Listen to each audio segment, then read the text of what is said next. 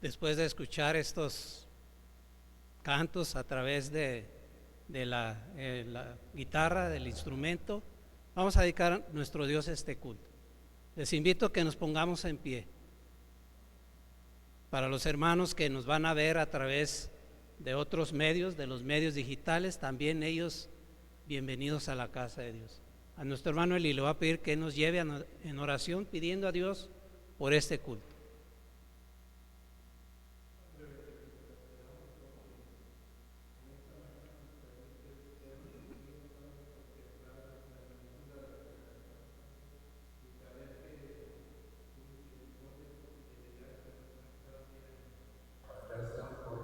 Esta oportunidad que nos das de alabar y glorificar tu nombre a través de este culto, Señor. Dice al que vive, al que toca, a los hermanos que están aquí, Señor, también a los hermanos que no están. Gracias te damos porque a través de la tecnología también puede llegar a ellos también. Sé con nosotros, Señor, y bendícenos en el recursos del día. Por Cristo Jesús. Amén. Amén. Busquen sus Biblias. El Salmo número 34. Por favor, Salmo número 34.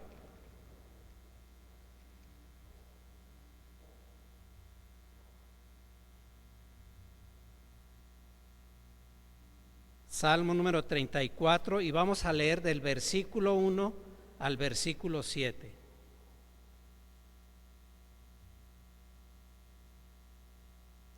Y lo vamos a leer todos juntos. Vamos a leer estos 7 versículos todos juntos. Leamos todos. Bendeciré a Jehová en todo tiempo, su alabanza estará de continuo en mi boca. En Jehová se gloriará mi alma, lo oirán los mansos y se alegrarán. Engrandeced a Jehová conmigo y exaltemos a una su nombre. Busqué a Jehová y él me oyó y me libró de todos mis temores. Los que miraron a él fueron alumbrados y sus rostros no fueron avergonzados. Este pobre clamó y le oyó Jehová y lo libró de todas sus angustias. El ángel de Jehová acampa alrededor de los que le temen y los defiende. Qué hermoso salmo que nos da confianza, nos da seguridad. El rey David fue perseguido por Saúl aproximadamente 20 años y él siempre confiando en el poder y en la misericordia de Dios. Vamos a alabar a nuestro Dios con 2 cantos, un canto corto, Sumérgeme, y después el himno número 22.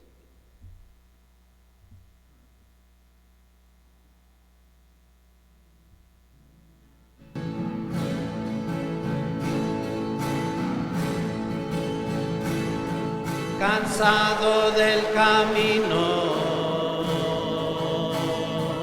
sediento de ti, un desierto he cruzado, sin fuerzas he quedado, vengo a ti. Luché como soldado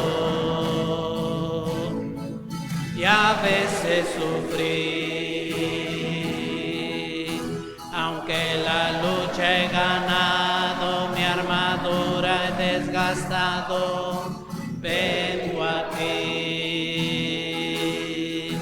Sumérgeme en el río de tu espíritu, necesito refrescar este seco corazón, sediento de ti. Sumérgeme en el río de tu espíritu, necesito refrescar este seco corazón, sediento de ti.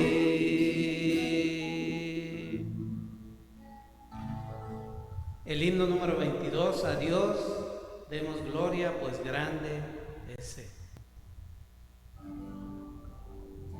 Dad loor al al Señor, oiga el mundo su voz, dando oro al Señor.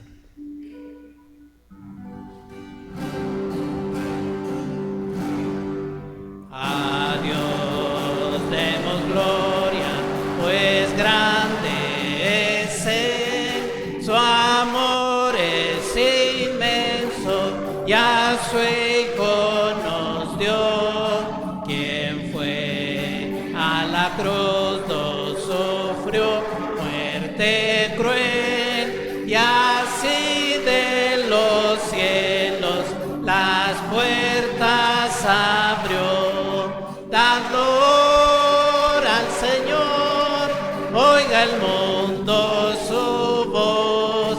Dad gloria al Señor, nos gozamos en Dios. Vengamos al Padre y a su Hijo Jesús y démosle gloria por su gran poder, por darnos la vida, su sangre vertió. Jesús al creyentes promesa de Dios, el vil pecador que de veras creyó, en ese momento perdón recibió. Dad gloria al Señor, oiga el mundo su voz. Dad gloria al Señor, nos gozamos en Dios. Vengamos al Padre y a su Hijo Jesús y démosle gloria por su gran poder. Dios es el Maestro potente, hacedor, y grande es el gozo que Cristo nos da, mas nuestro asombro será aún mayor al ver a Jesús que en su gloria vendrá. Dad gloria al Señor, oiga el mundo su voz. Dad gloria al Señor, nos gozamos en Dios. Vengamos al Padre y a su Hijo Jesús y démosle gloria por su gran poder. Y Él es digno de toda alabanza, de toda adoración. Pueden tomar su lugar, pueden tomar su asiento. Vamos a darle el lugar a nuestro hermano Heriberto para el mensaje de Dios a través de su siervo.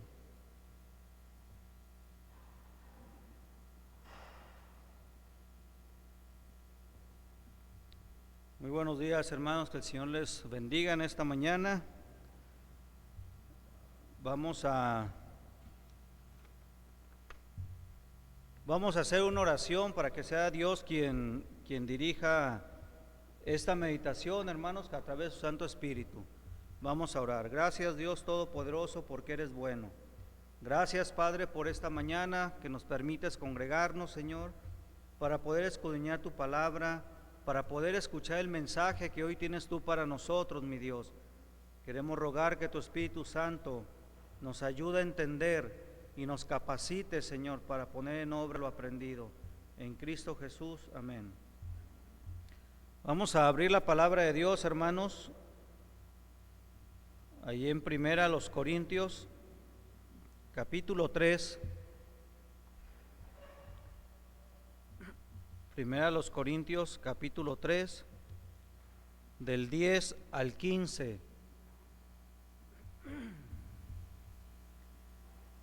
Si ya están, pueden ponerse en pie, hermanos.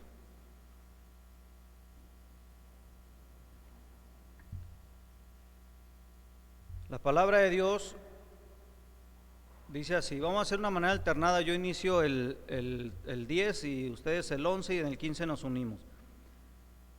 Conforme a la gracia de Dios que me ha sido dada, yo como perito arquitecto puse el fundamento y otro edifica encima, pero cada uno mire cómo sobreedifica.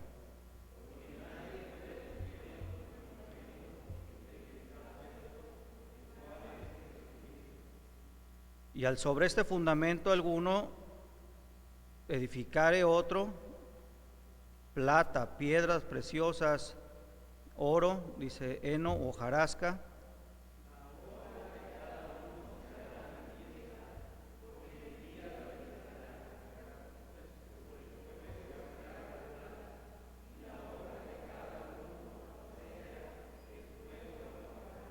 Si permaneciere la obra de alguno que sobreedificó, recibirá recompensa. ¿Todos? Si la obra de alguno se quemare, él sufrirá pérdida, si bien él mismo será salvo, aunque así como por fuego. Vamos a leer todos el segundo a los Corintios, allá adelantito, hermanos, 5:10. Segunda a los Corintios, capítulo 5, versículo 10. Si ya lo tienen, dice, porque es necesario que todos nosotros comparezcamos ante el tribunal de Cristo, para que cada uno reciba según lo que haya hecho mientras estaba en el cuerpo, sea bueno o sea malo. Pueden sentarse, hermanos. Vamos a dar continuidad, hermanos, al mensaje del domingo pasado. Si nosotros nos recordamos, el domingo pasado pues estuvimos viendo acerca del arrebato, ¿verdad? Cómo Enoc fue partícipe de esto y cómo él de alguna manera pues no vio muerte, ¿verdad? Y es el tipo o la representación de lo que va a acontecer a la iglesia en un tiempo venidero. Pero ahora, hermanos, vamos a ver acerca de el cristiano ante el tribunal. ¿Sí? ¿Qué pasa con el cristiano una vez que es arrebatado? ¿Qué es lo que va a pasar allá arriba? ¿Dónde va a estar el cristiano? Creo que, no sé, a lo mejor ninguno de nosotros hemos estado ante un tribunal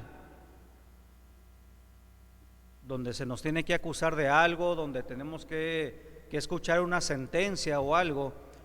Creo que es algo fuerte, aunque es importante reconocer, hermanos, que si ahorita tocamos el tema del tribunal de Cristo, no es lo mismo que el juicio del gran trono blanco.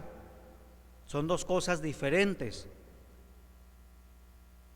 Pero sí es necesario, hermanos, entender que como cristianos, ninguno de nosotros va a estar ante un juicio. Ninguno de nosotros va a estar presente ni vamos a ser juzgados. Dice Romanos 5:1, dice, justificados pues por la fe, tenemos paz para con Dios.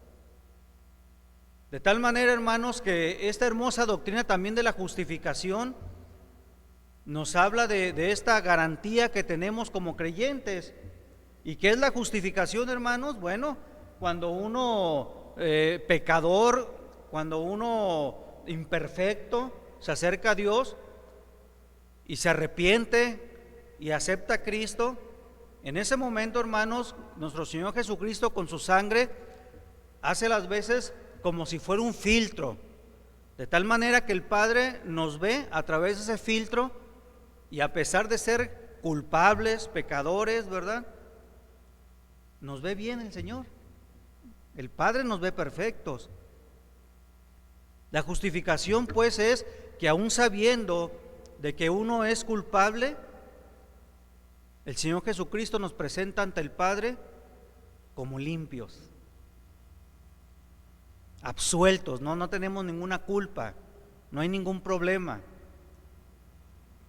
Y es lo que muchas veces la gente no entiende, ¿verdad? No, es que yo tengo que hacer obras para poder purificarme, tengo que hacer ciertas cosas. y no entienden que la sangre de Cristo ya hizo la obra, que hemos sido justificados y que el creyente, hermanos, no va a ir a ningún juicio. El domingo pasado nuestro hermano David decía un versículo, Juan 5:24: de cierto os digo que el que oye mi palabra y crea el que me envió, ¿qué pasa? Dice, tiene vida eterna, no vendrá condenación, mas ha pasado de muerte a vida. Y eso de no venir a condenación, ¿qué es? Sino que no se presentará ningún juicio. No se presentará ningún juicio. Nosotros, bueno, los que se dedican a litigar en materia penal, a veces pues hacen todo, ¿verdad?, para que el cliente salga absuelto. Y a pesar, ¿verdad?, a pesar de que pues sí tuvo la culpa e hizo las cosas, pues por ahí hay algunos trucos, ¿verdad?, que llega y dice el juez, pues está absuelto, ahora no hay delito que perseguir.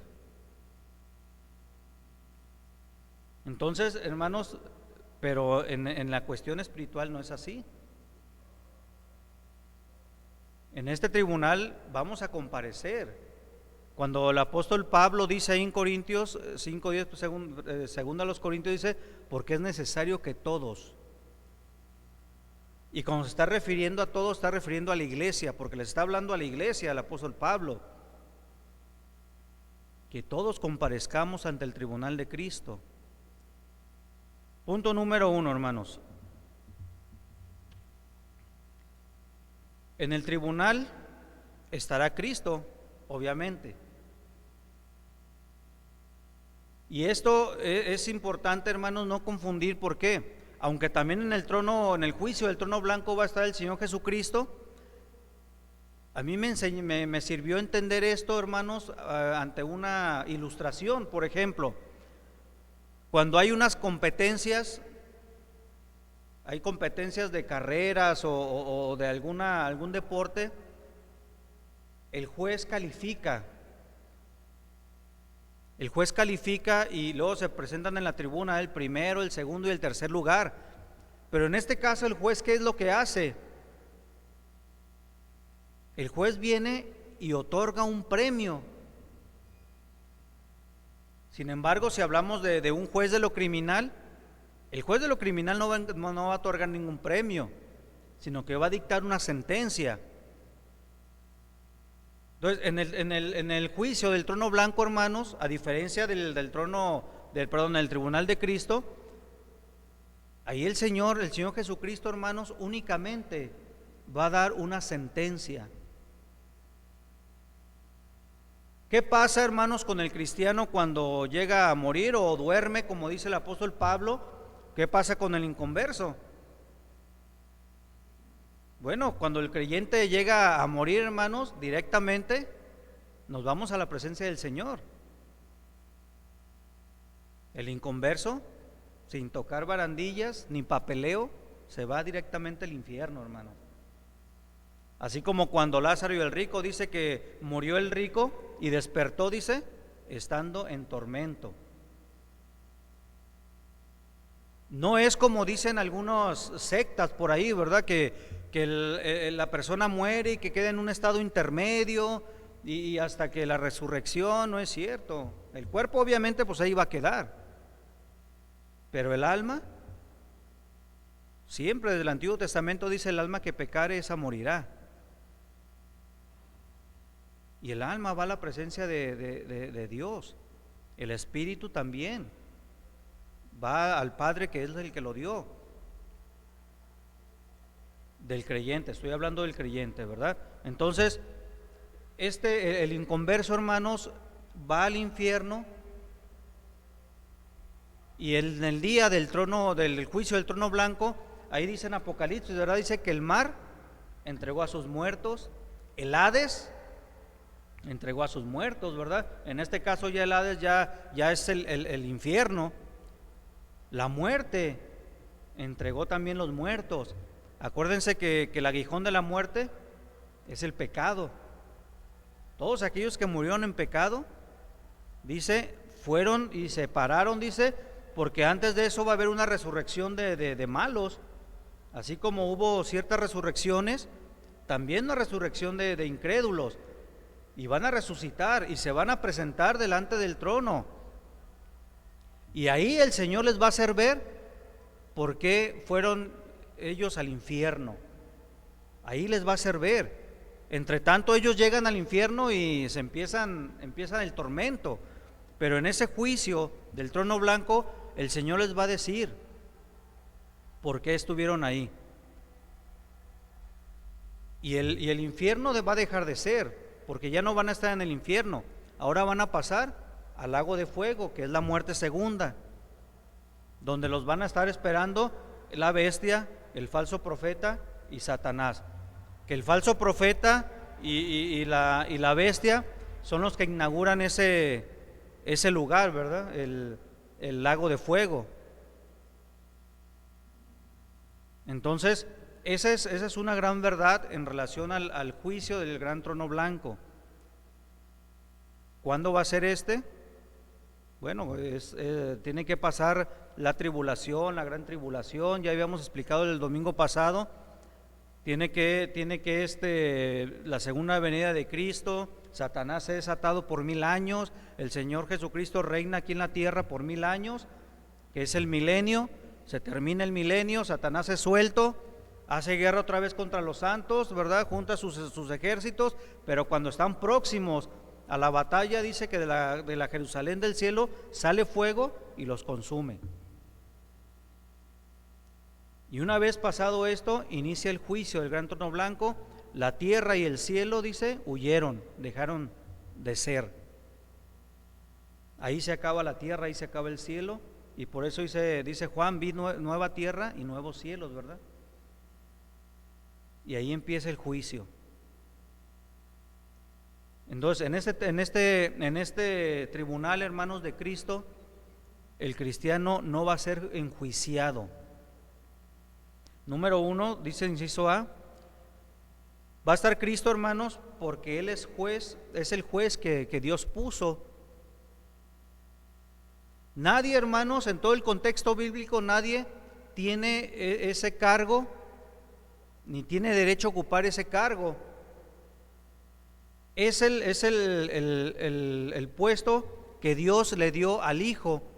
¿Se acuerdan qué dijo el Señor Jesucristo después que resucitó? Ahí en Mateo dice, toda potestad me es dada en el cielo y en la tierra. Toda potestad, todo poder, toda autoridad me es dada. Y si nosotros vemos, hermanos, ahí en el Evangelio de Juan, ¿verdad? En el Evangelio de Juan 5:22.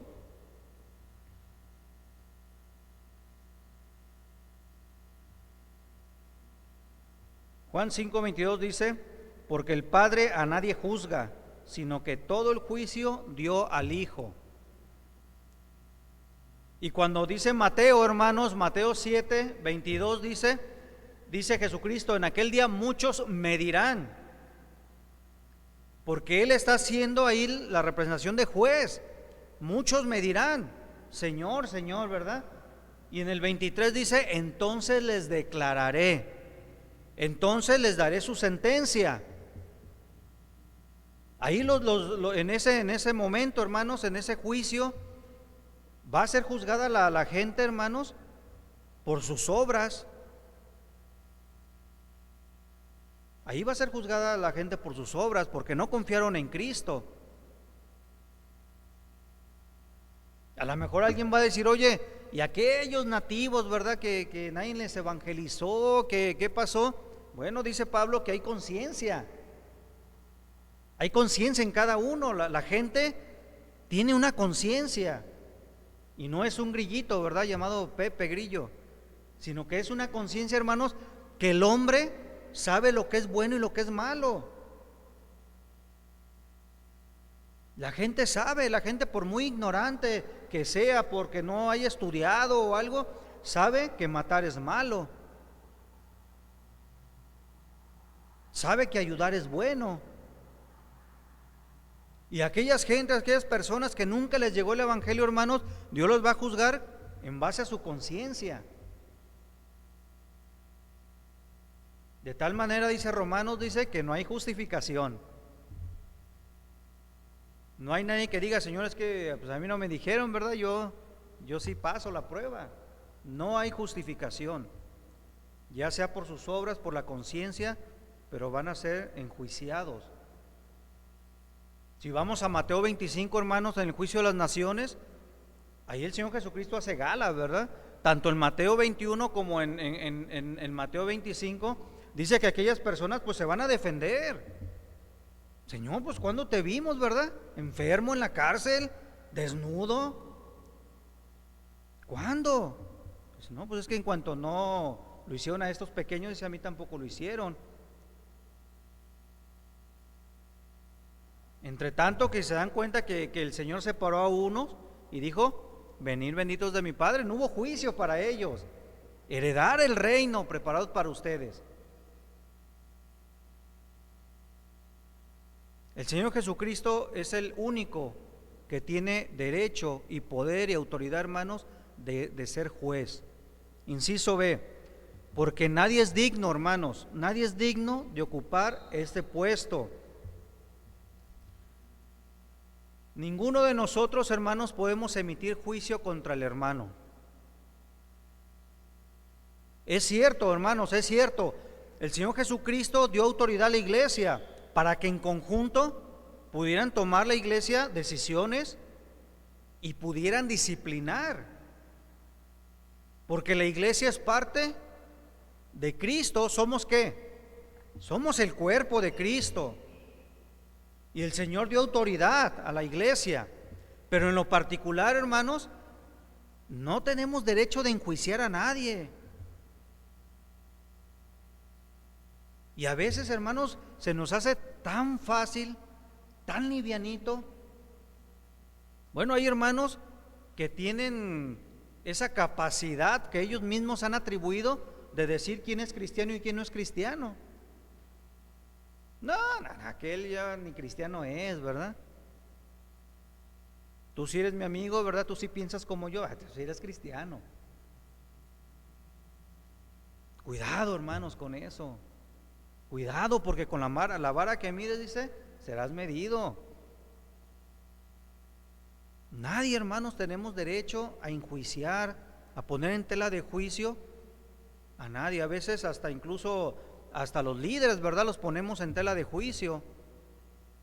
Ya andamos ahí criticando que al pastor, que a los diáconos, cuando no nos corresponde, hermanos. Mucho cuidado con eso. Porque Dios dice, no pasó por alto ni a Aarón ni a María, ¿verdad? Cuando ellos criticaron o juzgaron a Moisés, sino que los dio lepra a los dos. Mucho cuidado, dice Romanos, ¿verdad? Dice, bueno, ¿y tú por qué juzgas a tu hermano? Dice Romanos, hermanos, 14:10, ahí dice, ¿por qué juzgas a tu hermano?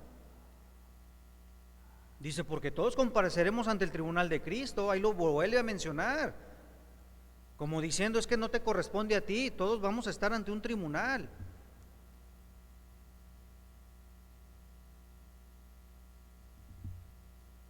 Dice en el segundo punto, hermanos, en el tribunal estarán únicamente cristianos.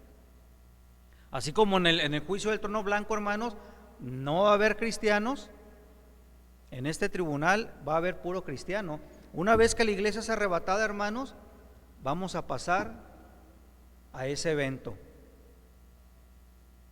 al tribunal de Cristo.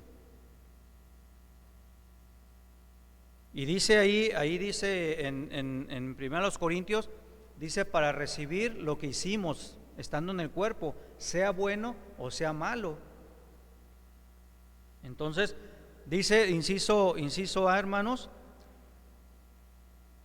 que va a estar presente el que es cristiano, no el que dice ser cristiano. Dice Santiago, ¿verdad? Dice, alguno dirá, yo tengo fe sin obras. Bueno, ahí lo que está refiriéndose Santiago es de que hay gente que puede decir eso, pero no está dentro del parámetro que Dios dio. Alguno puede decir que tiene fe sin obras y es libre, es válido que diga eso, pero eso no quiere decir que esté de acuerdo o conforme a la palabra de Dios.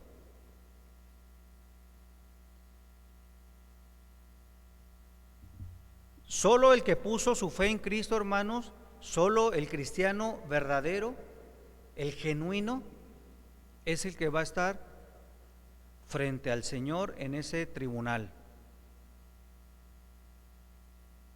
Aunque la palabra de Dios dice que el que vamos a recibir lo que hicimos en el cuerpo, sea bueno o sea malo, no se refiere que vamos a entrar a un juicio. Y más adelante vamos a ver qué es lo que vamos a estar haciendo ahí en ese tribunal. Dice el inciso B, que va a estar presente el que sirvió a Cristo. Aquel hermano que estuvo dispuesto, más allá de sus fuerzas, a servir al Señor. Aquel hermano que no puso pretextos. A mí se me han acercado, ¿verdad? Se me han acercado hermanos y me han dicho: hermano, yo ya no sirvo en la iglesia porque es que mire, fulanito, menganito, y es que aquí y es que allá. Esto es personal, le digo, porque eso no te va a justificar delante del Señor. Acuérdense, hermanos, ¿verdad? Aquel que dice que recibió un talento y ¿qué hizo? Dice: ah, caray, y fue y lo enterró. ¿Cuál fue su justificación? Bueno, es que pues sabíamos cómo eres, Señor, que tú quieres cosechar donde no sembraste. Nunca, hermanos, desde el Génesis hasta el Apocalipsis, de todo lo que yo he leído, nunca han servido las excusas. Nunca. A lo mejor aquí entre nosotros sí, ¿verdad? Le voy a echar una mentira. Le voy a decir que no pude por esto. Y a lo mejor uno cree. Pero delante de Dios, hermanos, nunca han servido las excusas. No le sirvieron a Adán.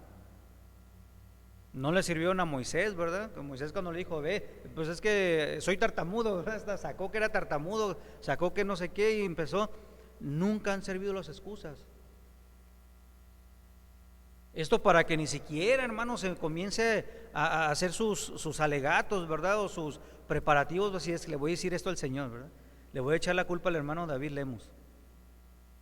Nunca han servido las excusas, porque esto es personal, hermano. Si usted no quiere servir al Señor, pues no le sirva.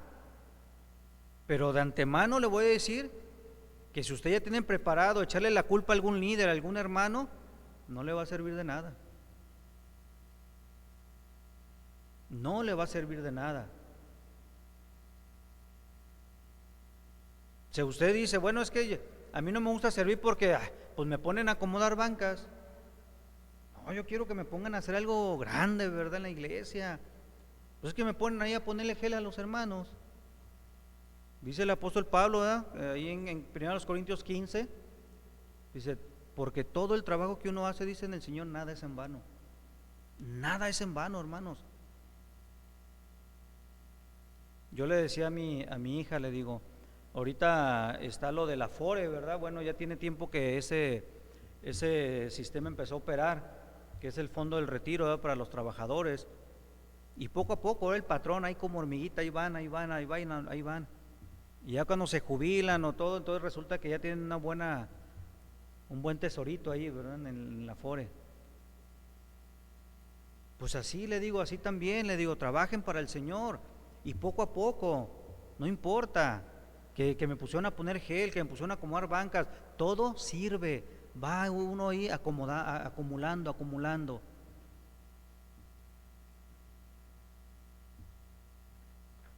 Punto número 3, hermanos. En el tribunal de Cristo, hermanos, en el tribunal se probarán las obras. Entonces a lo mejor uno va a decir: hermano, pues que las obras, pues entonces salvan o no salvan, o nos van a ayudar o no nos van a ayudar.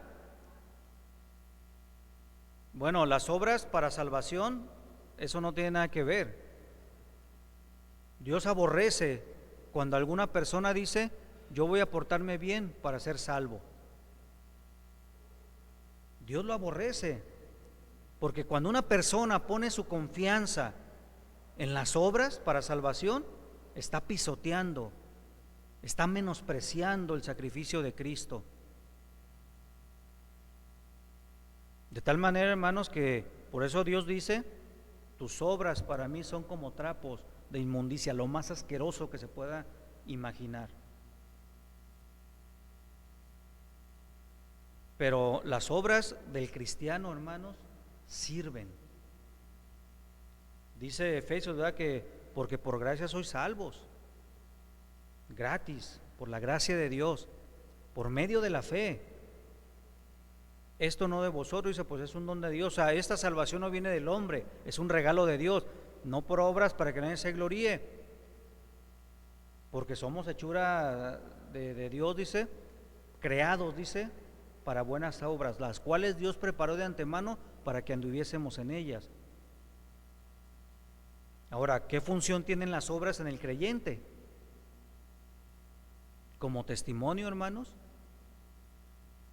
ante el tribunal de Cristo, ¿qué función va a tener las obras? Van a tener.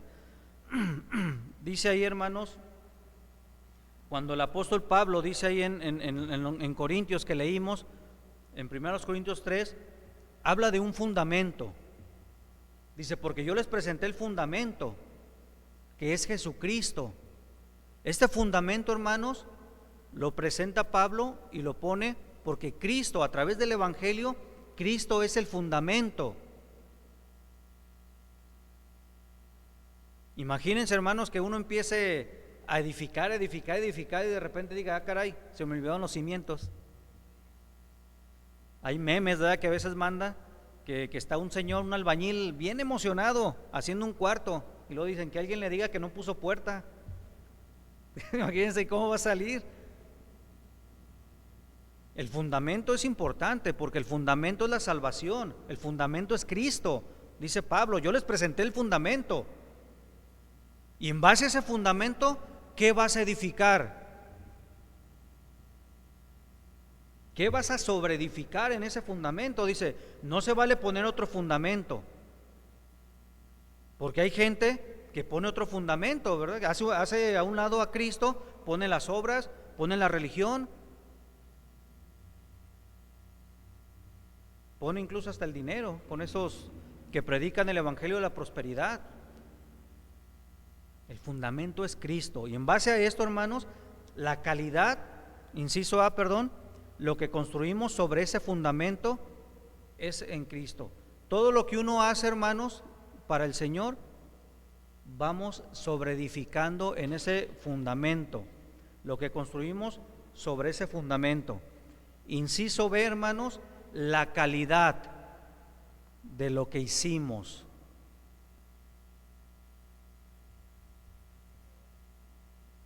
La calidad, no el ahí se va, no como yo quiera. Cuando Dios le dijo a Moisés y le dio los parámetros, las medidas, y le dio todo para hacer el tabernáculo, Dios le recalcaba, ¿verdad? Lo vas a hacer tal y como te lo mostré, tal y como te lo mostré. Pero ahí, hermanos, ahí no figuró la mente diseñadora de Moisés. Bueno, pues yo creo que si el candelero lo hacemos así o lo hacemos asado, ¿verdad?, conforme Dios le dijo, medidas, todo se lo dio, cómo tenía que ser. Entonces, de ello depende ese trabajo que haga uno para el Señor, esa calidad. ¿Va a dar clase usted, hermanos? A los niños. No piense que a los niños, pues ahorita los duermo con cualquier cosa, ahorita me los mareo, ahorita voy a agarrar y... No, hermanos, no se trata de entretener a los niños, se trata de darles una enseñanza con calidad, porque son enseñanzas eternas. Todo el trabajo que uno hace para el Señor, hermanos, debe de ser con calidad, con excelencia, con amor.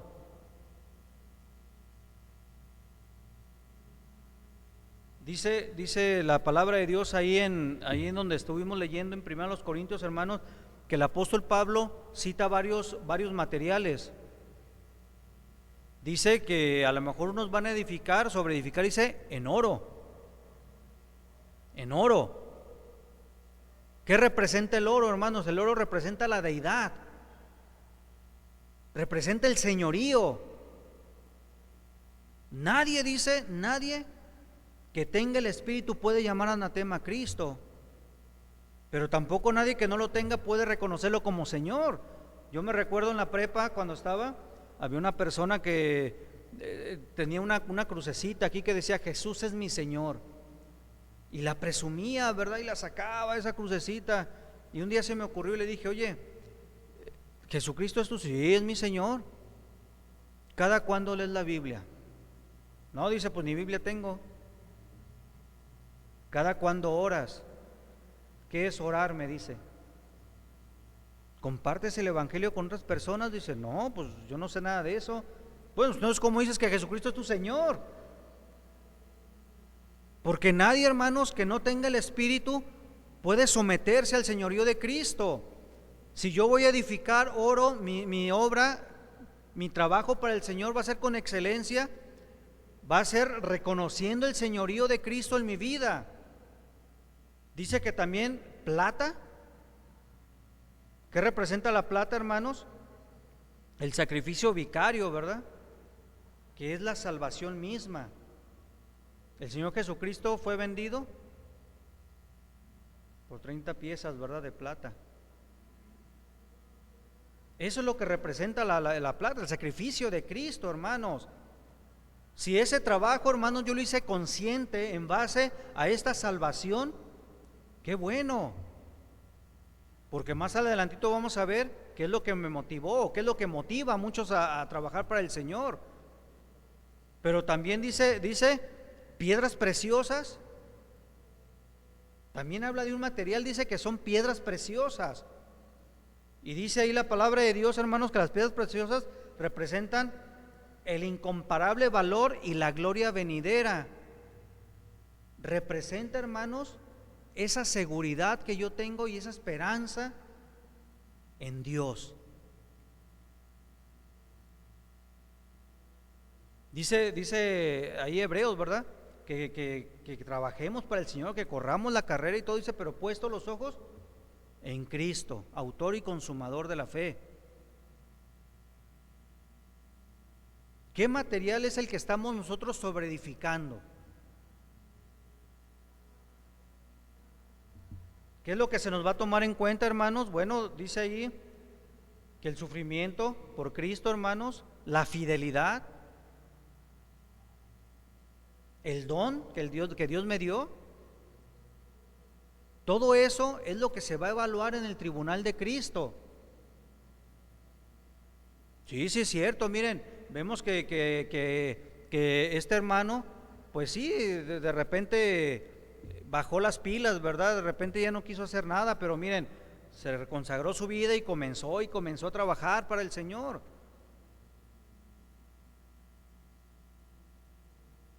Nuestro testimonio va a ser evaluado.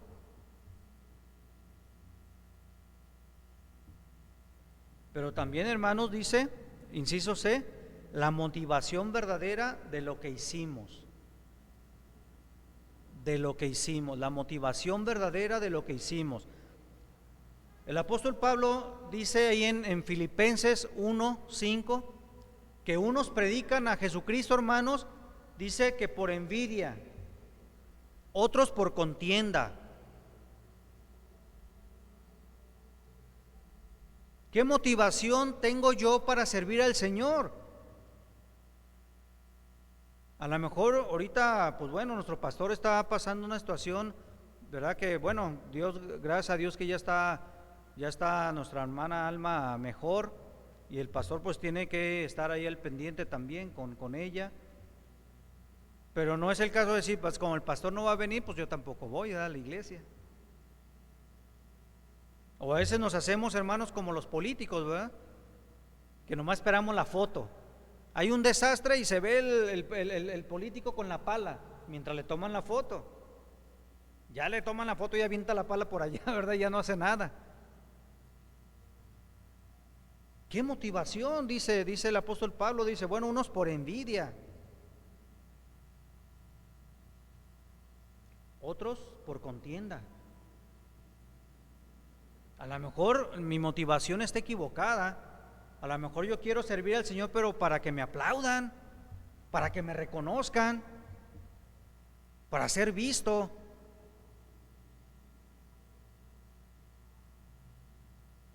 Dice ahí la palabra de Dios, ¿verdad? Habla de otros materiales, la madera que viene siendo la autoestima, el sentirme yo mejor que los demás. El heno, más de alguno sabe cómo es el heno, ¿verdad? Y cómo prende. Yo me acuerdo que un día estaba en la casa de una hermana y por ocurrente, nada más, tenía unos adornos la hermana con un follaje bonito, así seco como naturaleza muerta, y se me ocurrió prenderle fuego. Ocurrente, dije, nomás a ver cómo prende y ahorita le apago. Hermanos, en cuanto tocó el fuego ese follaje, se hizo como las caricaturas, no me dio chance ni de apagarlo, nomás se quedó la varita quemada. Yo imagínense cómo va a arder el heno cuando se ha probado todo con fuego, cuando aquella persona, ¿verdad?, se presenta ante el Señor con algo grande, viene, y cuando se ha pasado por fuego, ¿verdad? Imagínense. Una ocasión a mí me gusta mucho, las curiosidades que yo tengo es de que me gusta mucho la cocina, y aunque no lo crean, a mí sí me sale el huevo a punto de turrón, ¿verdad? Lo puedo batir, lo puedo voltear y no se cae. Y un día agarré uno y estaba batiendo, y me acuerdo que mi primo Bernardo Pimentel, ustedes lo conocen, pues vio así el platote con un huevo y dice, ay, dámelo en la cazuela, y él pensó que le iba a salir una tortota así, y cuando lo echó, resulta que nomás era para una tortilla. Se veía grandote, se veía todo como pastel, pero pues no, ya en el aceite ya se hizo chiquito todo, ¿no? Entonces, hermanos, vamos a ser probados en el fuego, nuestra obra, todo lo que hicimos.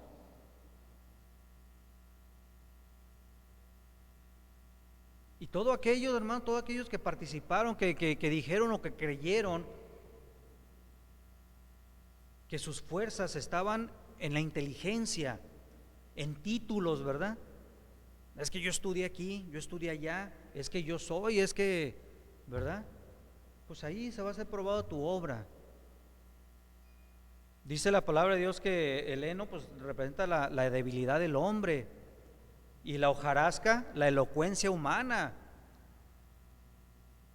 O sea que aquellas gentes que confían, ¿verdad? Que confían, los hermanos confían en su inteligencia, en sus capacidades. Todo va a ser probado. Número 4 y último, en el tribunal habrá ganancias o habrá pérdidas. En el tribunal habrá ganancias o habrá pérdidas. ¿Qué es lo que estamos enseñando esta mañana, hermanos? Bueno, que al estar en el tribunal de Cristo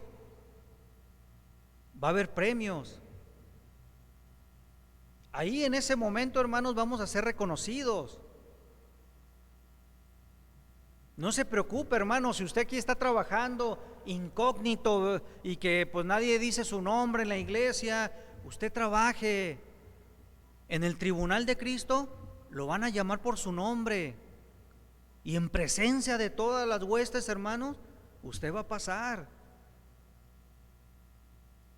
y va a recibir galardones.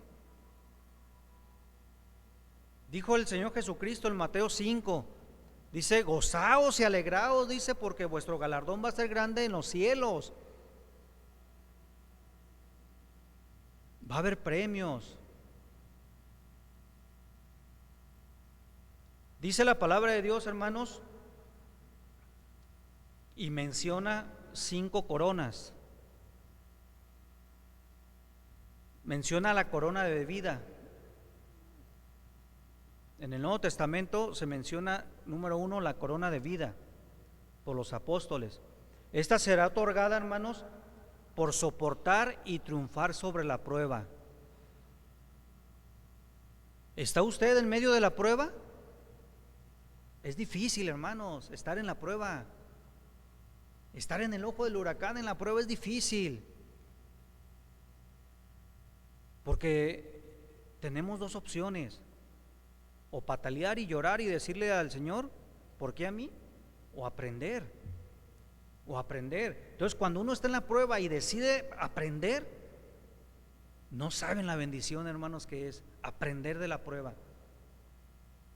Pues la corona de vida, dice, será dada al que ha soportado la prueba. También viene la corona de justicia. Todo aquel hermano que ha terminado su carrera con integridad. ¿Se acuerdan de Pablo? Cuando ya iba a morir, ¿qué le dice a Timoteo?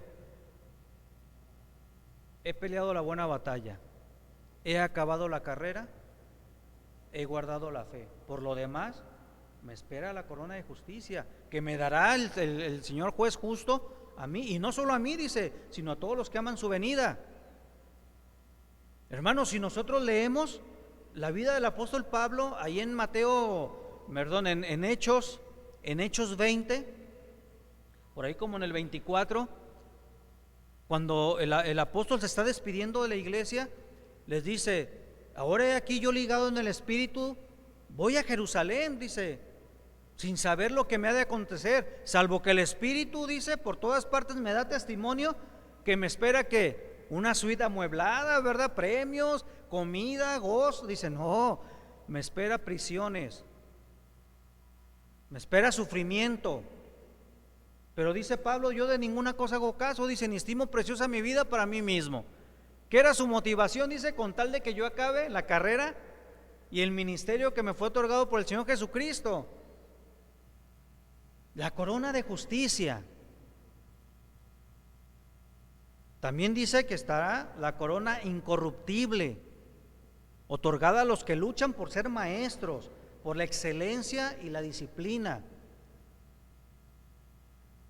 por todos aquellos hermanos que se dedican a la enseñanza, hermanos, pero que no se conforman nada más con lo que escucharon, sino que escudriñan las Escrituras, comparten la enseñanza, la verdad con la congregación. Ellos también recibirán su corona. Y también estará, dice, la corona de gozo, que les va a ser otorgada a aquellos que ganan almas para Cristo.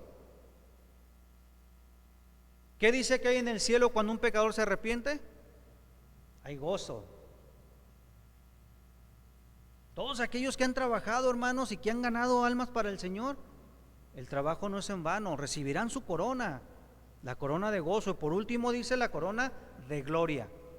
Esta se otorgará a los líderes de la iglesia. Digo, para que no se sientan los diáconos, ¿verdad? El pastor y todos. Digo, hermano, ya va a acabar y no me nombraron, ¿verdad? Sí, esos líderes también, todos los líderes también van a recibir su corona. Nadie quedará sin galardón, hermanos, nadie. Pero también, hermanos, también aquellos que su obra será quemada, que la hizo de madera, de heno o de hojarasca, no van a perder la salvación. Dice el apóstol Pablo, dice, bueno, algunos pasarán por fuego, dice, por fuego pasará. O sea, como dicen aquí, de panzazo. No van a recibir ningún galardón. Sí van a entrar al reino de los cielos, sí van a ser salvos, sí se van a gozar, pero sin ningún galardón, sin ningún premio.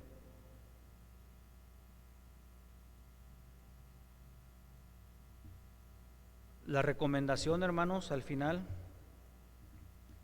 dice ahí en primera de Juan 2:28, dice, para que en su venida no nos alejemos de él avergonzados. ¿Qué está sobreedificando? Después del arrebato viene el tribunal de Cristo.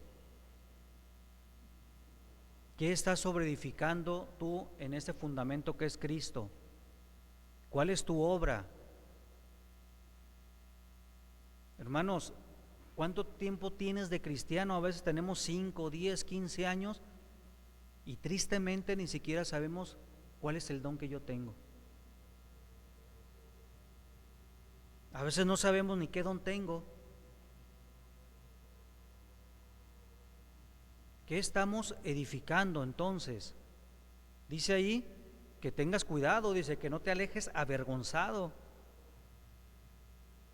Dice Pablo a Timoteo, procura presentarte ante el Señor como obrero que no tenga de qué avergonzarse. Involúcrate en la obra del Señor. Miren, hermanos, la obra del Señor no son estas 4 paredes. No esperemos de que, bueno, es que se llegó el fin de año, pues no me nombraron, no tuve ningún cargo, pues no trabajo. No. Yo no sé si ustedes recuerdan hace tiempo que yo hice un reto, ganar uno para Cristo. El año concluyó. Yo no sé si usted lo ganó. Pero trabaje para el Señor. Acomídase, sírvale, dé testimonio, sea fiel en santidad. Porque todo eso, hermanos, está contando para tu galardón.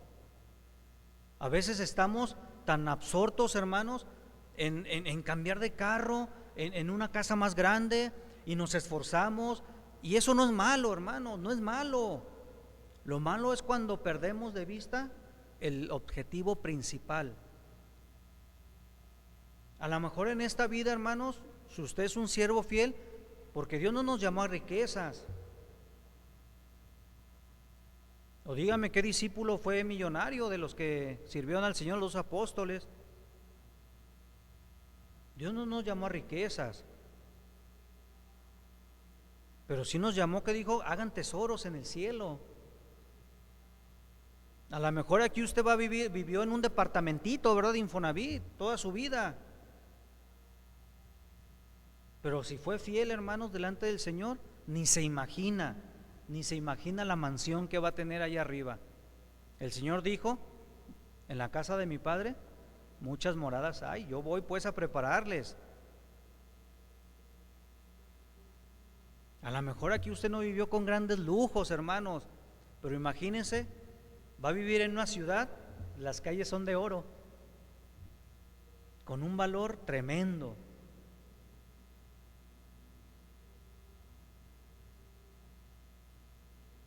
Pero trabaje, y dice Apocalipsis, ¿verdad?, que tengamos cuidado en eso, dice, para que nuestro galardón no llegue incompleto, que nadie nos quite el gozo, dice Juan 2:8, segunda de Juan, 8, que nadie nos arrebate ese gozo, dice, nuestro premio.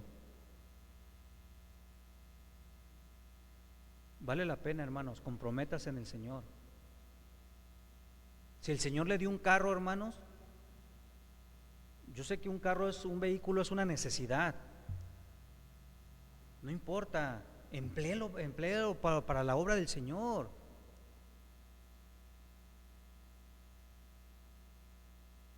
No le hace que voy a discipular a unos hermanos y viven en una terracería fea y meta el carro, hermanos, el Señor le va a dar para la suspensión y para más.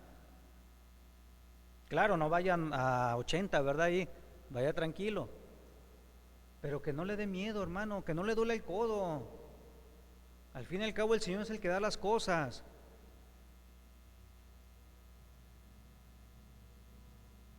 De sus diezmos, de sus ofrendas, hermano, no tenga amor al dinero. El Señor es el que provee. Todo esto, hermanos, todo esto cuenta para tu galardón. Vamos a ponernos de pie, hermanos, vamos a hacer una oración. Y yo quiero que usted medite. Yo no sé cuánto tiempo tiene usted de cristiano, yo no sé qué ha hecho para el Señor lo sabe. Pero si usted realmente no está trabajando para el Señor, no está haciendo nada por su galardón, es el momento, es tiempo todavía, hermanos, es tiempo. entre tanto que estamos en día, porque la noche llega y ya no es tiempo de trabajar, ¿verdad? Vamos a orar. Dios Todopoderoso, gracias por tu palabra. Gracias, Señor, por esta enseñanza tan hermosa que tú nos das, de esta seguridad que tenemos delante de ti, Padre. Queremos, Señor, que tú veas nuestro corazón, porque tú ves nuestra vida y sopesas el corazón de cada uno, Señor. Mi Señor, si no hemos trabajado fielmente para ti, perdónanos. Te queremos pedir perdón. Queremos comprometernos contigo, Señor. Si la obra que hemos hecho hasta ahorita ha sido de heno, de hojarasca, Señor, únicamente para ser aplaudido o para ser visto, perdónanos, Señor. De verdad, perdónanos, porque tú eres el que mereces la honra y la gloria por los siglos de los siglos. Porque tuyo, Señor, es el poder, tuya es la palabra y tuyo es el Espíritu que nos da vida. Mi Dios, capacítanos, ayúdanos para entender y tomar con responsabilidad y echar mano de la vida eterna, cuidarla con temor y temblor, Señor, y trabajar para ti, sabiendo que el trabajo en ti no es en vano. Bendice nuestras vidas, Señor, bendice nuestro ministerio de cada uno, y si alguno no sabe, Padre, para qué le has llamado, que se preocupe, que se ocupe en ello, y que tú lo bendigas grandemente. En el nombre de Cristo, amén. Dios les bendiga, hermanos. Pueden tomar sus lugares.